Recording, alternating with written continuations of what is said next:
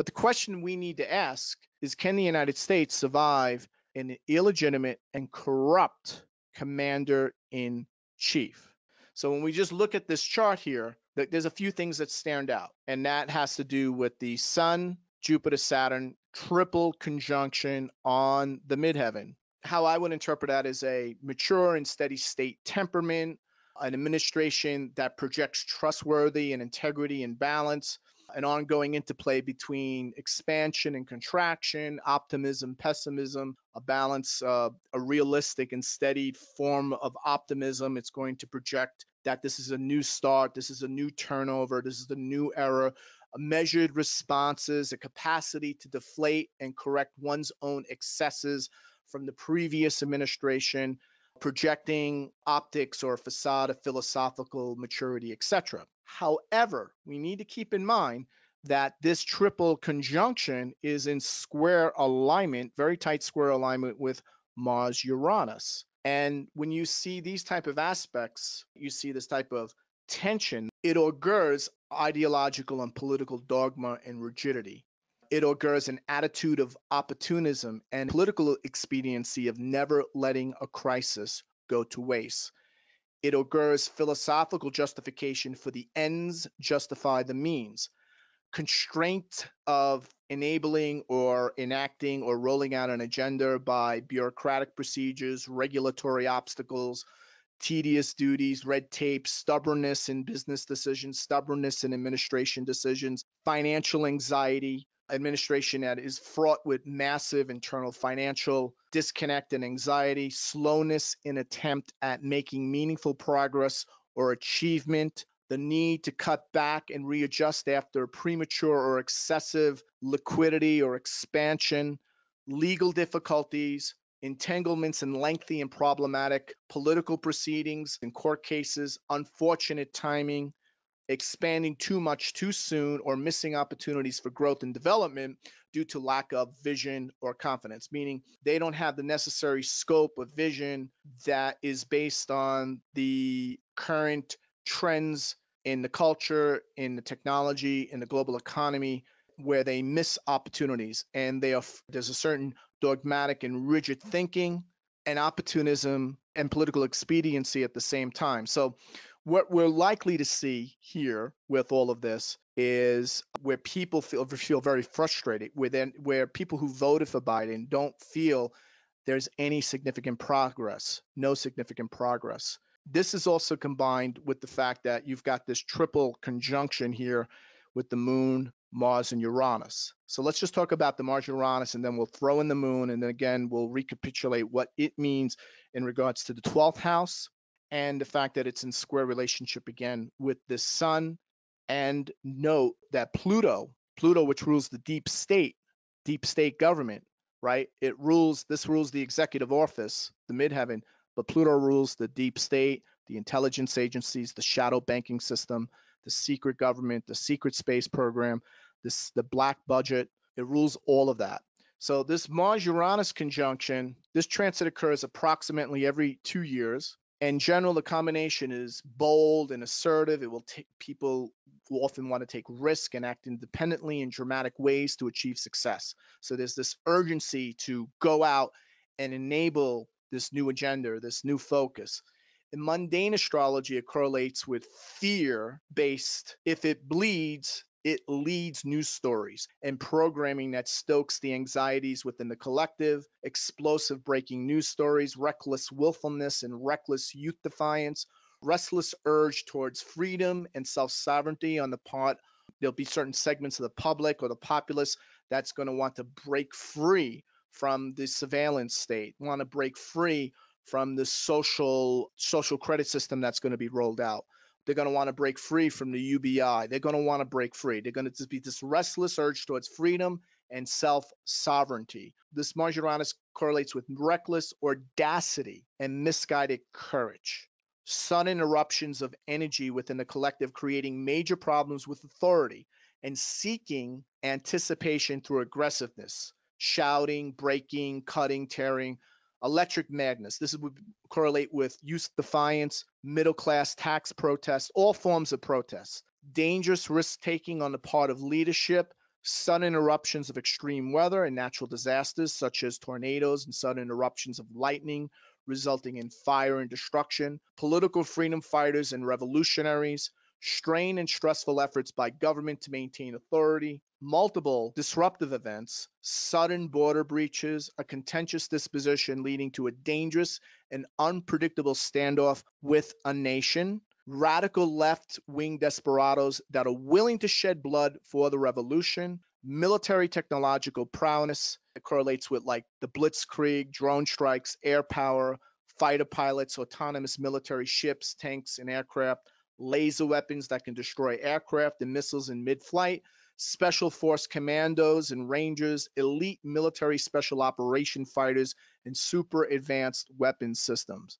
So when you look at that by itself and then combine it with the moon in the 12th house, that combination occurs a propensity towards manic restlessness because the moon represents the people. So when you combine it, it's manic restlessness, irritability, overexcitement, and impulsive action within the population, daily extremes in public sentiment and emotional reactions to new laws and policies, ongoing sharp reactions by the public, and militant nonconformism or anarchism is going to be people who are like young groups of communities just breaking free of the system and using cryptocurrencies. And, like the prepper movement is going to evolve into a nonconformist archaism movement. Now, the fact that you have Mars and Uranus in Taurus, which dominates here in the 12th house, there can be abrupt changes, choices, or decisions in regards to cash, money, possessions, ownership, and financial security in regards to cash flow and income, leading to a reshuffling of priority of values. So this is where,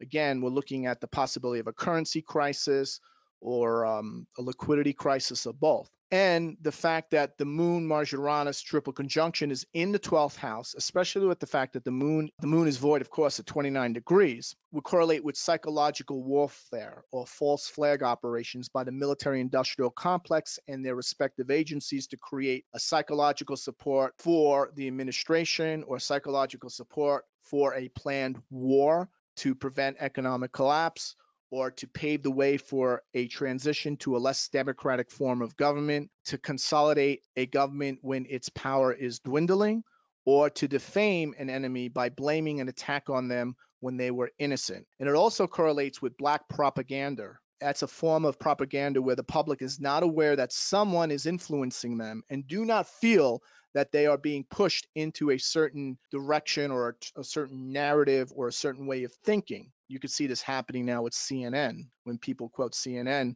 right, they're really playing into the black propaganda disinformation program. And this type of propaganda is associated with covert psychological operations like the one QAnon. QAnon was a black propaganda. I didn't want to say this to some of you QAnon GTA members. I kept back, I kept quiet, but I saw it happening. And is evidence that is emerging, that's been emerging, but is now fully emerging, that QAnon was a black propaganda, a psyop, a psychological operation where often the source is concealed or credited to a false authority and spreads lies, fabrications, and deceptions. For example, like Trump is all powerful. He's set up. The military is going to take this over. They're going to do the right thing. They're going to enforce the Constitution. We've got this. You've got nothing to worry about. When you least expect it, within minutes, just when you think there's no hope, and Biden's on the verge of swearing and being sworn in, it's all going to be, remedied and rectified, right? AKA Simon Park style. So this is all part of black propaganda, and people play into this. Very intelligent people play into this. And governments conduct black propaganda for reasons that include A, by disguising their direct involvement. They want to disguise, like the deep state wants to disguise its direct involvement in the US government and will be more likely to succeed in convincing an otherwise skeptical or unbelieving public audience. Or B, there is a diplomatic reason behind the use of black propaganda. So black propaganda is necessary to obfuscate a government's involvement in activities that may be detrimental to its true foreign policy objectives.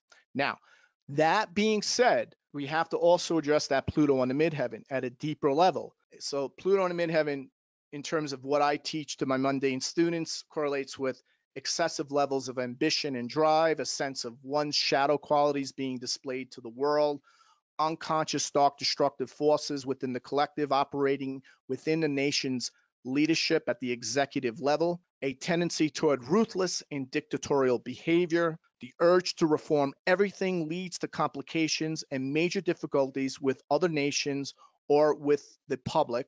A sense of the universe being ruthless in response to hubris, to the ongoing hubris and the ruthless actions of government, the burden of a nation carrying the collective shadow for the whole world, that being the US in this case, manipulative and dominating leadership who exploit and play on the ignorance, on the black propaganda, psyop ignorance and weakness of the public, and the need by leadership to act unilaterally to deal with an emergency or crisis.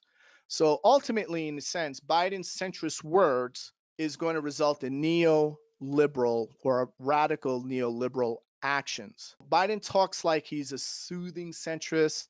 He promises to govern like a centrist. He promises very much to be like an older, more mature, wiser, centric version of Barack Obama. But his moves, especially in the first hours of achieving power in the office of the presidency, shows that he is keeping his promises to advocate a radical liberal agenda. And never before has a president done more by executive fiat in such a short period of time than Biden. And those specific actions, coupled with a push for more progressive slate of regulators and advisors, look more like the Biden of the Democratic primary than they are of the unity and restraint Biden of the general election. If you'd like to watch the full presentation and more like this on geopolitics, the economy, and world events from an archetypal and mundane astrological perspective, join the Global Transformation Astrology membership. Go to gta.williamstickevers.com or click the link in the description for twice-monthly webinars with Q&A, access to the growing library of previous webinars, and a collection of information and resources on today's most important topics, plus a monthly Ask Me Anything session for Gold members. We are now in the middle of a massive collective psycho-spiritual death-rebirth process. Stay informed and be a part of the breakthrough, not the breakdown. Become a GTA member today.